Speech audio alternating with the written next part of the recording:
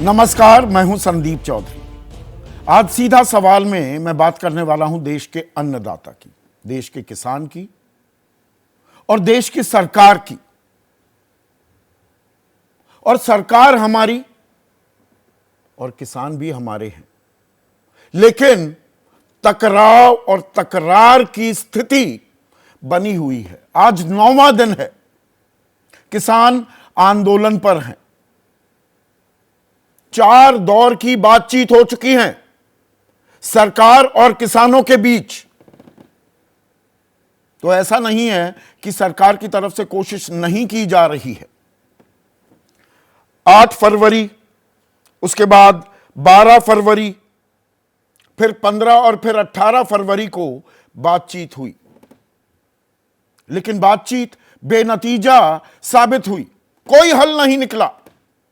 आज 21 तारीख को सरकार ने एक बार फिर बातचीत की पेशकश की है, लेकिन किसान मानने को तैयार नहीं कि माहौल बातचीत का बन ही नहीं पा रहा। कहीं ना कहीं भरोसा, वो एतबार, उसकी कमी साफ दिखाई दे रही है। और ये कमी क्यों? उसकी एक वानगी आज फिर हमें देखने को मिली। शंभू बॉर्डर हो, पंजाब हरियाणा का ये बॉर्डर जो अंबाला से अमृतसर सड़क जाती है, या पटियाला से, बठिंडा से जो सड़क आती है जींद की तरफ हरियाणा में, वहां पर खनौरी बॉर्डर। दोनों ही जगह जो तस्वीरें देखने को मिली वो मन को परेशान करती हैं, विचलित करती हैं। ये भारत के ही किसी बॉर्डर की नहीं, अंतर्राष्ट्रीय सीमा के बॉर्डर की कुछ तस्वीरें दिखने लगती हैं। टीयर गैस के गोले दागे गए, ड्रोन का इस्तेमाल हुआ, गोलियां चली, रबड़ की बुलेट सी सही। किसान आरोप लगा रहे हैं पराली में वो मिर्ची भी डाल दी गई, उसमें भी आग लगा दी गई। बहुत सारे दावे, काउंटर दावे किए जा रहे हैं, मैं उनमें नहीं जाऊंगा जब तक हकीकत पुख्ता तौर पर, मुकम्मल तौर पर हम परख ना लें। हम दावों को ज्यादा तूल या हूल नहीं देना चाहते हैं। मामला संवेदनशील है। सरकार की तरफ से, प्रशासन की तरफ से अगर सख्त कार्रवाई हो रही है, और इसमें भी एक खास बात, पंजाब में बैठे हैं तो पंजाब सरकार कोई कार्रवाई नहीं कर रही, लेकिन हरियाणा सरकार, उसने बॉर्डर पर कीले गाड़ दी हैं, कटीली तारें लगा दी हैं और सुरक्षा के चाक चौबंद इंतजाम किए गए हैं। लेकिन यह एक ही तस्वीर है। दूसरी तस्वीर बताए बिना कहानी अधूरी रह जाएगी। और दूसरी तस्वीर क्या है? किसान भी पूरी तैयारी करके आए हैं। 2-2 पोकलेन देखी गई हैं शंभू बॉर्डर पर। 200 मीटर पहले पोकलेन, जेसीबी मशीन, इनके इस्तेमाल की क्या जरूरत? अगर आप शांतिपूर्ण तरीके से प्रदर्शन कर रहे हैं तो पोकलेन लेकर आ गए, जेसीबी मशीनें लेकर आ गए, ट्रॉलियां हैं, उसमें मिट्टी लदी पड़ी है रैंप बनाने के लिए।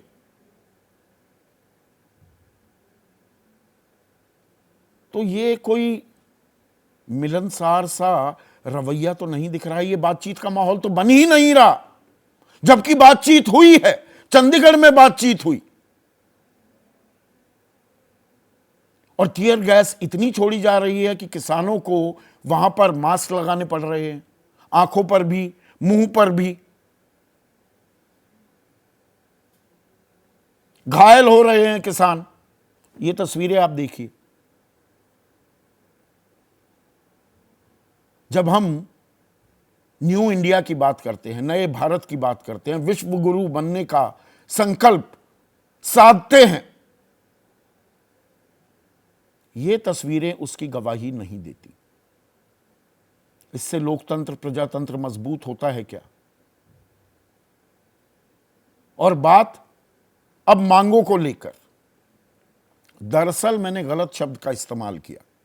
किसानों की माने तो वो कह रहे हैं कि सरकार ने जो वादे किए थे वो पूरे नहीं किए। हम तो वादों को याद दिला रहे हैं। सरकार ने वादा किया था कि एमएसपी को प्रभावी बनाया जाएगा। जुलाई 2022 में 18 जुलाई 2022 को एक समिति का गठन भी किया गया। 6 बैठकें हुई, 37 सब ग्रुप्स की मीटिंग भी हुई है, लेकिन कोई खाका, कोई सांचा अभी सामने नहीं आया है एमएसपी की गारंटी को लेकर। चौथे दौर की बातचीत हुई चंडीगढ़ में 18 तारीख को, तो सरकार ने 5 फसलों पर 23 फसलों पर एमएसपी दी जाती है इस देश में। 5 फसलों पर एमएसपी देने की बात की, एमएसपी की गारंटी। इसमें 3 दालें थी, तूर, उड़द और मसूर, और साथ में मक्का और कपास, कॉटन कि 5 साल के लिए हम इंतजाम कर देंगे। नेफेड और बाकी जो सरकारी संस्थाएं हैं जो फसल खरीद करती हैं, वो आपकी फसल लेंगी, एमएसपी गारंटीड होगी। किसान, और इससे डाइवर्सिफिकेशन ऑफ क्रॉप्स भी होगा कि सिर्फ गेहूं और धान पर ही किसान निर्भर नहीं होगा। यही 2 फसलें क्यों, और फसलें भी उगाई जा सकती हैं और उससे फायदा भी हो सकता है। अब ये क्या एक रास्ता है? किसान कह रहे हैं कि नहीं, आप 23 की 23 फसलों पर दो, आपने तो ये कहा था। और यहां पर एक हकीकत, कड़वी हकीकत यह भी है कि देश में जो सीमांत किसान हैं, 2 हेक्टेयर से कम, 2.5 सवा 2 एकड़ से कम रकबा जिनके पास है जमीन का, वो 86% हैं। 86% किसान छोटे और मझोले किसान हैं इस देश में। 5-7 बीघे, 10 बीघे, 12 बीघे, 15 बीघे जमीन है। अब वो कपास उगाने लगे तो खाएंगे क्या? जब एमएसपी की भी बात की जाती है कि हर दाना, भाई 17 लाख करोड़ रुपए खर्च हो जाएंगे, हर दाना कोई सरकार को थोड़ा खरीदना है। 20-30% जो उपज है अपनी किसान की, वो सेल्फ कंजम्पशन के लिए भी तो रखता है। भाई किसान को अपना पेट भी तो भरना है, आपका पेट भर रहा है लेकिन किसान को अपना पेट भी भरना है। तो 20-30% वो गेहूं या चावल जो बोता है, उगाता है, काटता है, उसे अपने घर में ही रखेगा ना, उसे बेचने थोड़ा जा रहा है। और जहां पर गारंटी देने की बात हो रही है, दलहन और तिलहन को लेकर जो गारंटी दी गई है, अब उसमें सरकार की मौजूदा स्थिति क्या है? जो तेल है, तिलहन 0.13%, 100 किलो अगर उगता है देश में तिलहन, तो उसका 130 ग्राम ही खरीदा जाता है। और दालों की बात, 3 दालों के लिए एमएसपी गारंटी कर रहे हैं। आज की तारीख में हालत क्या है? 0.43% दालें ही एमएसपी पर खरीदी जाती हैं। 0.43%, 430 ग्राम 100 किलो में से, आधा किलो भी नहीं। और ज्वार, बाजरा, मक्का, रागी, मक्का की भी खरीद का प्रस्ताव दिया है सरकार ने। 0.26% पाइया, 100 किलो में से पाव भर ही ज्वार, बाजरा, मक्का, रागी खरीदा जाता है। और इसके साथ और जो मांगे हैं, जो बिजली संशोधन विधेयक है, अब वो कानून भी बन गया, उसे वापस लेना हो।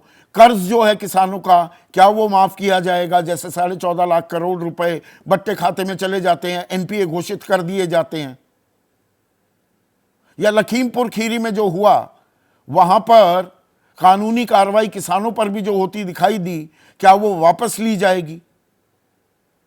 ये ऐसे मसले नहीं हैं जिनका हल ना निकाला जा सके। आसानी से हल निकल सकता है क्या? और वो भाईचारे का माहौल क्या कायम हो पाएगा? या ये तनातनी ये देश के लिए फायदेमंद नहीं है? किसी भी कीमत पर।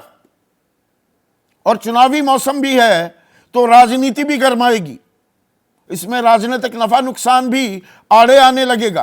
किसी को लगेगा हमारा फायदा हो जाएगा, किसी को लग रहा है हमारा नुकसान होगा, लेकिन देश का फायदा हो रहा है क्या? मैं इस चर्चा को एक बड़े मकाम तक ले जाने की कोशिश कर रहा हूं। अब जो बयान आ रहे हैं, अर्जुन मुंडा जो कृषि और किसान कल्याण मंत्री हैं, पूरे मंत्रालय का नाम कृषि और किसान कल्याण है, और किसान का कल्याण तो तब होगा जब मेहनत की माकूल कीमत मिलेगी। वो किस तरह से दी जा रही है वो अहम हो जाता है। C2+50 फॉर्मूला देने वाले MS स्वामीनाथन को भारत रत्न से तो नवाजा जाता है, लेकिन उनकी सिफारिश को लागू क्यों नहीं किया जा रहा, इस पर खुलकर चर्चा क्यों ना हो जाए? अगर देश की अर्थव्यवस्था पर ज्यादा बोझ पड़ रहा है तो यह बात समझाई जाए। भाई देश किसी और का नहीं, आपका, मेरा, हम सबका है। तो अर्जुन मुंडा कह रहे हैं समाधान बातचीत के लिए किया जा सकता है। अपील करते हैं 5वें दौर की बातचीत हो, और मुद्दा चाहे MSP का हो या पराली का हो या FIR का हो। अरे तो somebody has to make a beginning, शुरुआत तो हो। जगजीत सिंह डल्लेवाल इस आंदोलन के बड़े चेहरों में से एक, उनकी तबीयत भी नासाज हो गई, इतना टीयर गैस आज गिरा है वहां पर, वो थोड़ी देर के लिए बेहोश हो गए थे। कार्यक्रम में आने वाले थे, आ पाएंगे या नहीं अभी मुझे मालूम नहीं है। हम आगे गए, डल्लेवाल साहब कह रहे हैं सरकार ने हमें बातचीत का न्योता दिया, सरकार हमारे खिलाफ प्रचार करती है। तो प्रचार क्यों किया जा रहा है? या सरकार कर रही है या राजनीतिक दल कर रहे हैं? वो अपना नफा नुकसान आंक रहे हैं क्या? किसानों को वो खालिस्तानी, पाकिस्तानी, आतंकी ऐसी संज्ञाओं से नवाजा गया था पहले, और जब 81 करोड़ 35 लाख लोगों को अन्न दिया जाता है, 5 किलो अनाज दिया जाता है, वो यही किसान देते हैं। पर इसका मतलब यह नहीं कि किसान कानून भी अपने हाथ में लेने की कोशिश करे। बहुत से लोग ये सवाल पूछते हैं कि भाई किसान, और सरकार भी ये कह रही है, हरियाणा के गृह मंत्री अनिल विज कह रहे हैं कि ये तो दिल्ली को दहलाना चाहते हैं, दिल्ली जाकर ही बातचीत क्यों होगी? तो फिर एक कानून भी बनना चाहिए कि आंदोलन या प्रदर्शन कहां हो सकता है, कहां नहीं हो सकता। यहां हरियाणा बनाम पंजाब भी होता दिखाई दे रहा है, और सरसों खड़ी हुई है, उसके बाद गेहूं की भी कटाई है। किसान अगर अपनी खेत छोड़कर आ रहा है तो वो क्यों आ रहा है, ये दर्द भी समझने की जरूरत है। और सरकार की दिक्कतें क्या है और क्यों वो अपना वादा पूरी तरह से पूरा नहीं कर पा रही है, ये किसानों को भी समझने की जरूरत है। पर यहां समझाई बुझाई का माहौल बन रहा है या आमने सामने एक तकरार की स्थिति खड़ी हो गई है? Clear and present danger is in front of us. तो समाधान कैसे निकल सकता है, क्या हो सकता है, उसी की मैं आज तलाश करने वाला हूं। ऐसे में आज का सीधा सवाल, सरकार और किसान निकाल पाएंगे समाधान? दोनों को ही निकालना होगा। चर्चा में मेरे साथ खनौरी बॉर्डर पर मौजूद हैं इस आंदोलन के युवा चेहरा अभिमन्यु कोहाड़, राकेश टिकैत, पिछला किसान आंदोलन जो हुआ 378 दिन चला, उसके सबसे बड़े चेहरा हमारे साथ जुड़ चुके हैं। केसी त्यागी साहब NDA के मजबूत हिस्सा हैं, JDU के मुख्य प्रवक्ता हैं, लेकिन आज राजनेता की भूमिका में उन्हें मैंने न्योता नहीं दिया है। उन्होंने बहुतेरे किसान आंदोलनों में शिरकत की है, अगुवाई भी की है, तो बतौर किसान नेता उन्हें मैंने बुलाया है। हुकुमदेव नारायण सिंह हैं, इन्होंने भी बहुत से किसान आंदोलनों में शिरकत की है, बीजेपी के सांसद रह चुके हैं, लेकिन बीजेपी के नेता के तौर पर नहीं दिया है न्योता। गुणी प्रकाश, मैंने MSP को प्रभावी बनाने की जो कमेटी उसका जिक्र किया, उसके सदस्य हैं, और साथ में प्रकाश चंद्र शर्मा, ये बीजेपी के किसान मोर्चा के उपाध्यक्ष रह चुके हैं, लेकिन एक किसान और एक जानकार के नाते इन्हें बुलाया है। तो राकेश टिकैत, शुरुआत आपसे, आपकी एक बैठक भी हो रही थी, उस बैठक में से ही मैंने आपको उठा लिया, आप निकले, उसके लिए धन्यवाद। क्योंकि ये समस्या और ये जो परिस्थिति है ये फिर से विकट होती दिख रही है, और कल आप कोई ऐलान भी करने वाले हैं। ये सरकार हमारी और किसान भी हमारे, बातचीत की, ये बातचीत आगे क्यों नहीं बढ़ पा रही है? दिक्कत कहां है, मैं ये समझना चाहता हूं। दिक्कत क्या है कि जब दिल्ली से किसान आंदोलन गया तो वो इकट्ठा गया था एक दिल्ली से। अब उसके 2-3 ग्रुप बने वहां पर जाके, और अलग अलग उसकी कॉल दे दी गई। दिल्ली की कॉल बहुत टाइट है। अभी एक ही मोर्चा सरकार ने देखा, अगर ये सारे किसान इकट्ठे होकर आगे तो कितने मोर्चों पर सरकार लगेगी? ये बातचीत से ही समाधान होगा। उस टाइम पे भी हमारे 40 बड़े लीडर थे जो सरकार से बातचीत भी करते थे, उसका समाधान भी निकालते थे। सरकार की भी बड़ी साजिश है, जो उनकी प्लान है सरकार की, वो बता देता हूं मैं पहले आपको सीधी। सरकार का प्लान है कि इस आंदोलन को लंबा चलाए। ये उनके प्लान में पहले से बना हुआ है कि आंदोलन होगा, उस आंदोलन को हम लंबा सरकार को क्या चलाएंगे। हासिल होगा? लंबा अगर आंदोलन चलता है, किसान अगर नाराज होंगे तो राजनीतिक फायदा तो होगा नहीं, चुनावी मौसम है। उनका उनका मकसद था कि इसको पंजाब में समेट कर रख दो, पंजाब के सिख को बदनाम करना और किसान के नाम पे पूरे देश को बदनाम करना, ये एक बड़ी साजिश उनकी थी। ये आज भी एसकेएम तो इस आंदोलन से दूर है। जितने भी हमारे लीडर हैं वो चला रहे हैं, उन्होंने कोई एसकेएम से संपर्क नहीं करा। पिछले 2 साल हो गए। हमको भी आता है जब हम चैनल पर बैठते हैं या कहीं जाते हैं, इस मूवमेंट का हिस्सा नहीं है। हमें बातचीत हो रही है, ऐसे टाइम पे भी हमने बार बार कहा कि खास करके पंजाब की जत्थेबंदी इकट्ठी हो जाए और अब फैसला ले लें। फिर भी इस टाइम पे भी फैसला ले सब लोग कि हम सब इकट्ठा इस संघर्ष को, लड़ाई को लड़ेंगे। लड़ाई छेड़ दी, बड़ी लड़ाई है, मुद्दे सब किसान के वही हैं। तो मतलब कल मैं मानूं, आपकी बैठक चल रही है पर कल ऐलान होगा, क्या मैं ये मान सकता हूं कि अब संयुक्त किसान मोर्चा भी इस आंदोलन में हिस्सेदारी देगा? नहीं, संयुक्त किसान मोर्चे की अपनी बैठक है, इनसे भी संपर्क करने को कहा कि आपस में बातचीत कर लो भाई, और इसको साझा एक प्लेटफॉर्म बनाओ। दिल्ली से, सोनीपत से, बागपत से, मुजफ्फरनगर से तो दिल्ली नजदीक है। पंजाब के लोग को क्यों टारगेट करा जा रहा? पर 4 बार सरकार बात करने गई है ना, चंडीगढ़ बात करने अर्जुन मुंडा, पीयूष गोयल, नित्यानंद राय गए ना। अरे बातचीत करने का मतलब समाधान नहीं है। समाधान जब सरकार निकाल लेगी, जब निकलेगा। सरकार ने तो पहले दौर में भी 12 बार की बातचीत की थी ना, और अभी ये बातचीत सरकार कर रही है। लेकिन 22 जनवरी 2021 से तो सरकार ने किसी से बात नहीं करी। क्या 3 साल का गैप, जो 3 साल 1 महीने का गैप होता है, ये कम होता है क्या? सरकार को ये नहीं लगता था कि ये चिंगारी उठेगी और बढ़ेगी आगे?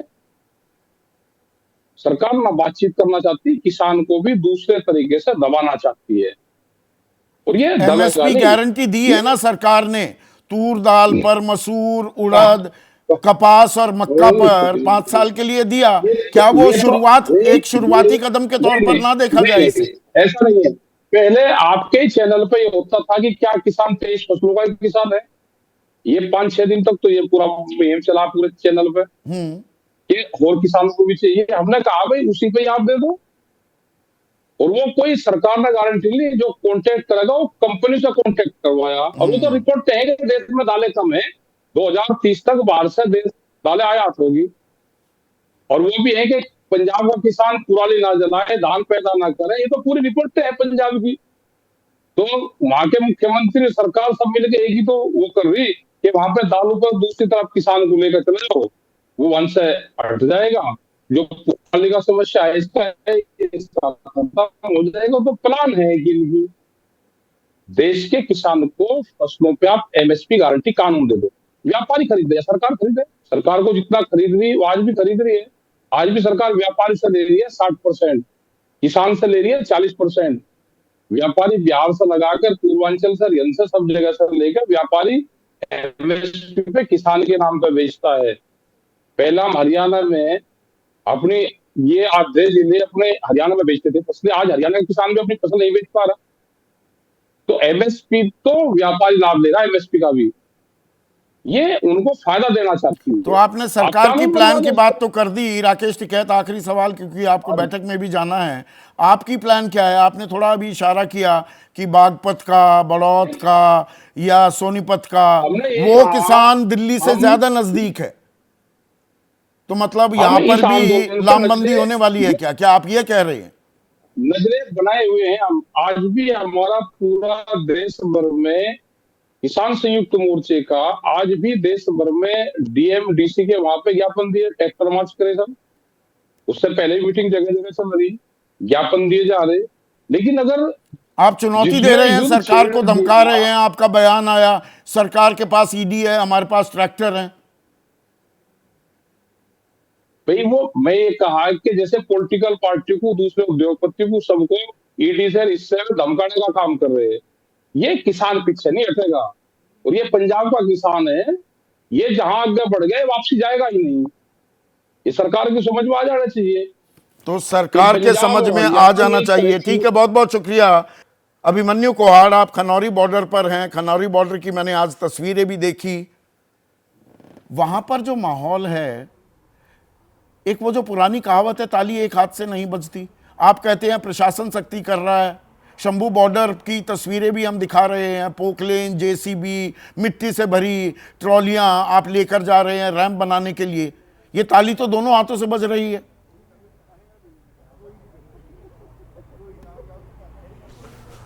संदीप जी, देखिए, पहले हमने जलियांवाला बाग के बारे में और जनरल डायर के बारे में पहले सिर्फ पढ़ा था और सुना था, लेकिन आज जलियांवाला बाग का पार्ट 2 हमने देख भी लिया।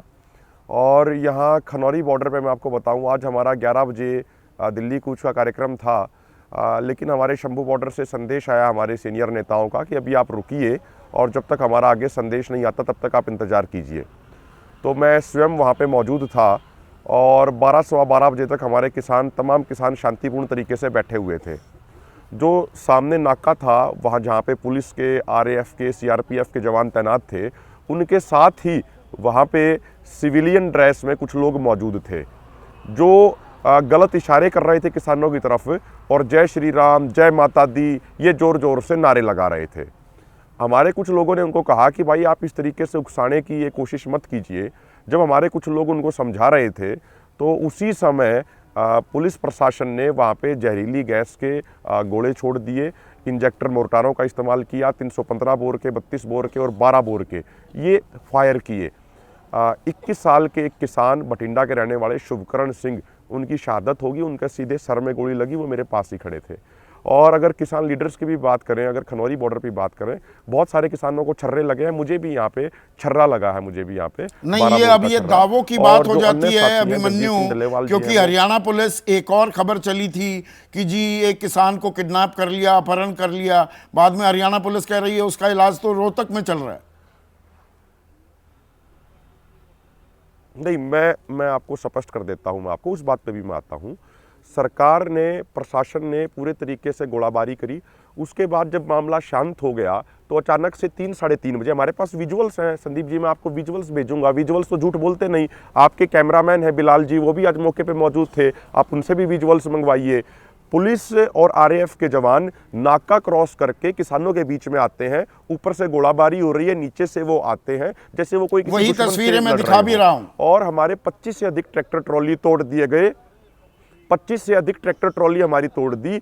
हमारे ट्रैक्टरों की जो डीजल की पाइप थी वो तोड़ दी। डीजल वहाँ पे उन्होंने सड़क पे गिरा दिया उन्होंने। और जो बुजुर्ग किसान जो ट्रॉलियों में थे उनको बोरियों में डाल के, जैसे जानवरों को भी नहीं किया जाता, उनको हमारे सामने बोरियों में डाल के ऊपर से गोलाबारी हो रही है। और हमारे सामने उनको सड़क पे लिटा के उनकी टांगे तोड़ दी गई। एक सिरसा के ओढ़ा ब्लॉक से एक किसान है, उसकी दोनों टांगे तोड़ के पहले उसको बोरी में डाल के ले जाया गया और पुलिस ने उधर उसके साथ मारपीट करी, उसकी दोनों टांगे तोड़ के उसको उठा के खेतों में फेंक दिया गया। परिस्थितियों में अगर आपके दावे सही हैं अभिमन्यु, उनको लेके गए हैं, इन परिस्थितियों में समाधान कैसे निकलेगा?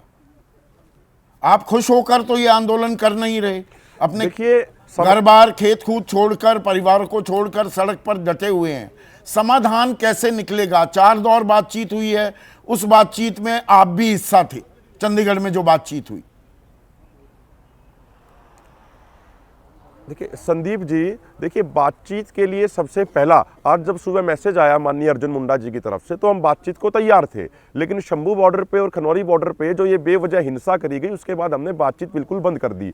जो सरकार ने प्रपोजल दिया था कि भाई हम 5 फसलों पे, अरहर पे, मसूर पे, उड़द पे, मक्की पे और नरमा पे हम MSP दे देंगे 5 साल के लिए, हमने सरकार को ये कहा, जो हमने उनका प्रपोजल रिजेक्ट किया संदीप जी, वो फैक्ट्स के आधार पे किया। हमने कहा कि आप ये कह रहे हो कि इन 5 फसलों का MSP 5 साल के लिए देने के लिए आपको सालाना 1.25 लाख करोड़ रुपए का आसपास खर्चा आएगा।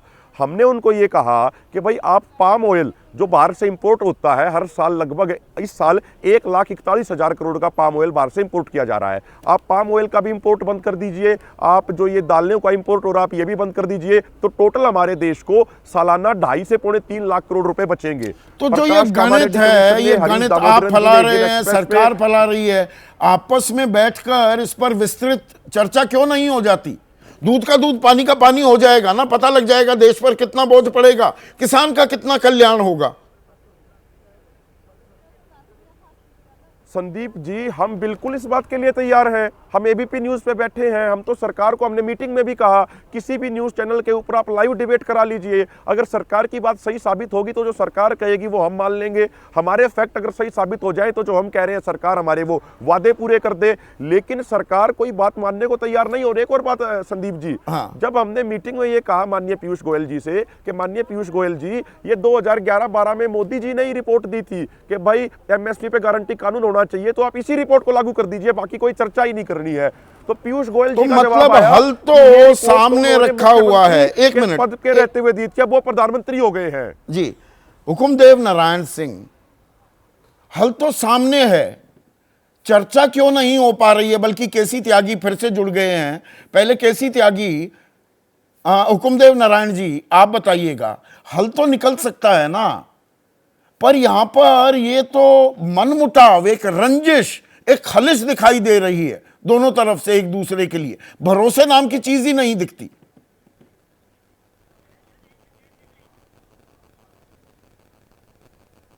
देखिए, मेरी आवाज जा रही है ना? जी जी जी, हेलो, हाँ आ रही है पूरी आवाज। मेरी आवाज जा रही है ना?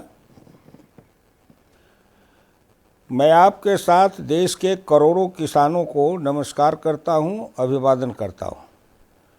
मैं बैठा हूं अभी, तो हमारे किसान के नेता चौधरी चरण सिंह थे, देवीलाल जी थे।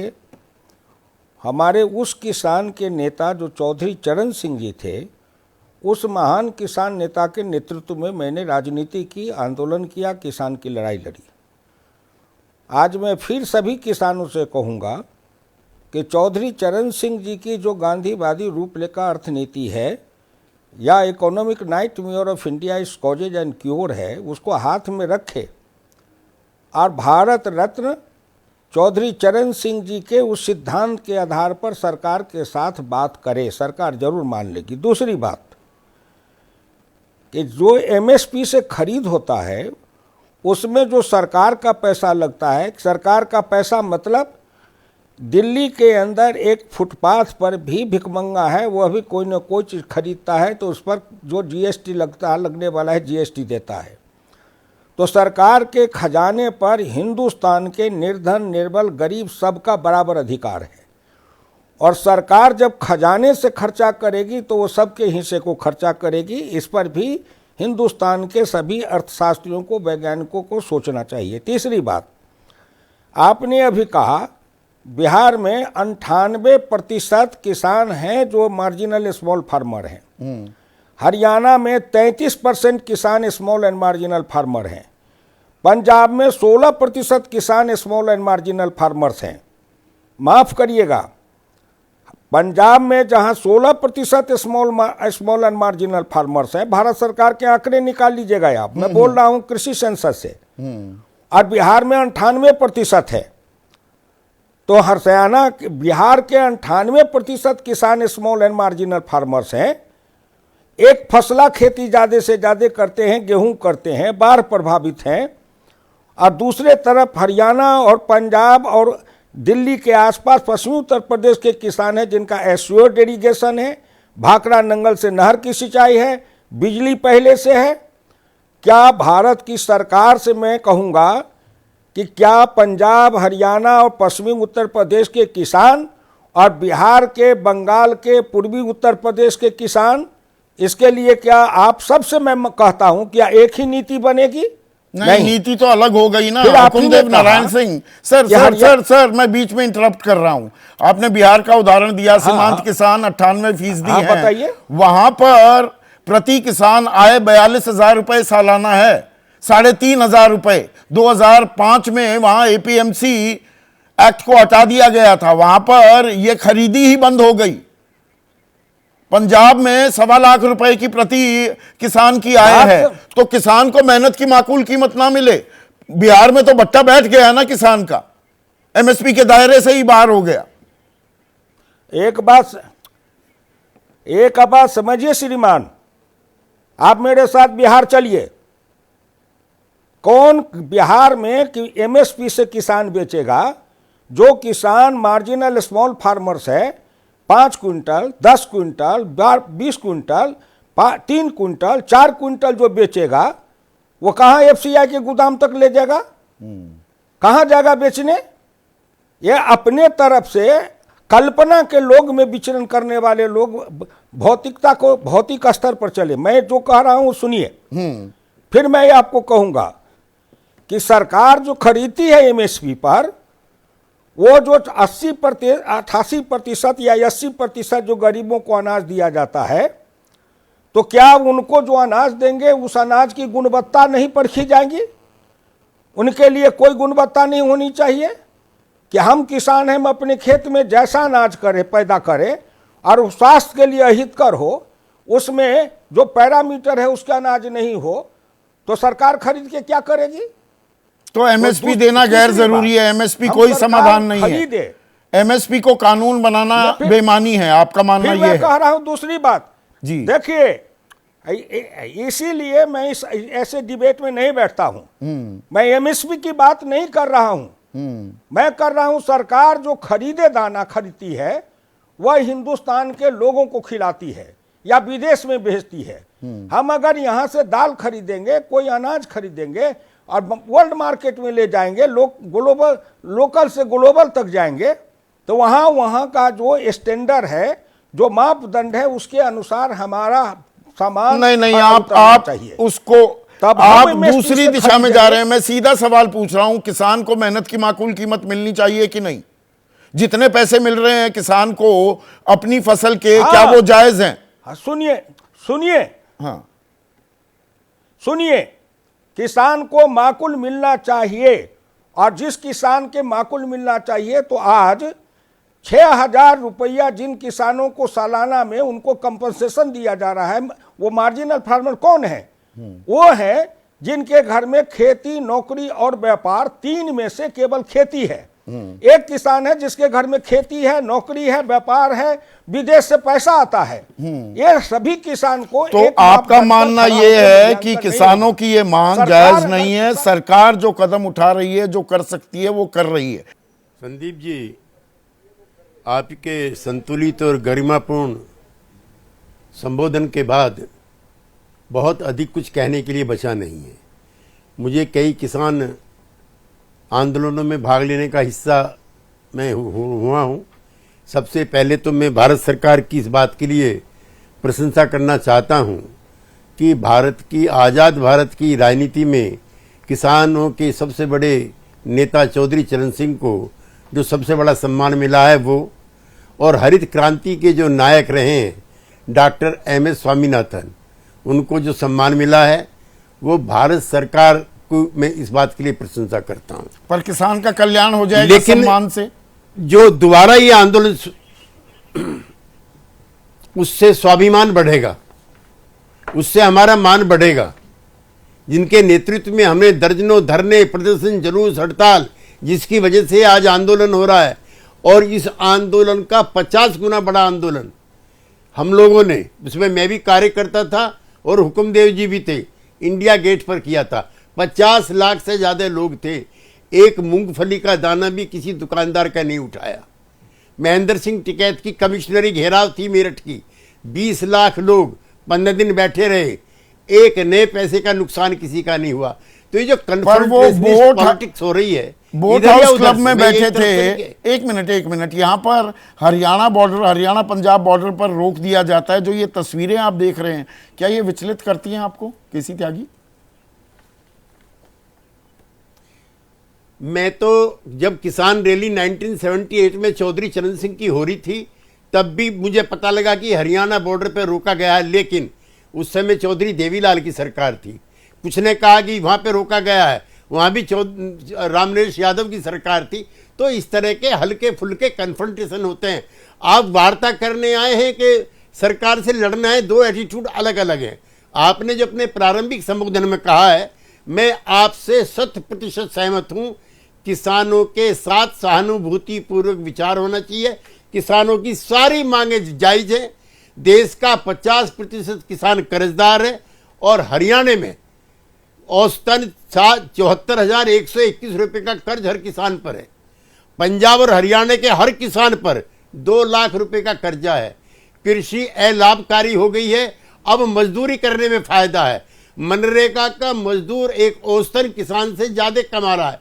लिहाजा जो किसान अनरेस्ट है, जो रूरल अनरेस्ट है, उस पर बगैर बहस किए इन मांगों पर सहानुभूति पूर्वक विचार होना चाहिए। विचार सहानुभूति पूर्वक होना चाहिए। गुणी भाई, आप 2022 जुलाई 2022 से उस कमेटी के सदस्य हैं। यहां पर अभी मांगे शब्द का इस्तेमाल किया केसी त्यागी ने। किसान तो कह रहे हैं हम मांगे थोड़ा है, ये हम कोई नई चीज लेके थोड़ा आए हैं। ये तो सारे वादे थे, सरकार ने जो वादे किए थे। एमएसपी को प्रभावी बनाएंगे, कानून बनाएंगे, हम बिजली संशोधन विधेयक को हटाएंगे, बल्कि उसको तो कानून बना दिया गया, कर्जा माफ करेंगे। वो तो कह रहे हैं वादे थे ये, इन वादों को पूरा कीजिए। मोदी साहब, सबसे पहले कड़वी सच्चाई है, 3 कृषि कानून कभी भी एमएसपी की मांग नहीं रही, पहली बात। दूसरी बात, जब प्रधानमंत्री जी ने कहा कि एमएसपी को पारदर्शी और सुनिश्चित किया जाए, उसमें कमेटी बनी थी। देखो, हर बात टेबल पे होती है। ये 3 आदमी उस कमेटी में क्यों नहीं आए? अपनी बातें रखते। और तीसरी एक बात कही थी अभिमन्यु जी ने, हिंदुस्तान में 78 से भारतीय किसान यूनियन के बहुत बड़े आंदोलन हुए। मेरे को भी 2 बार गोलियां लगी, लाठियां लगी।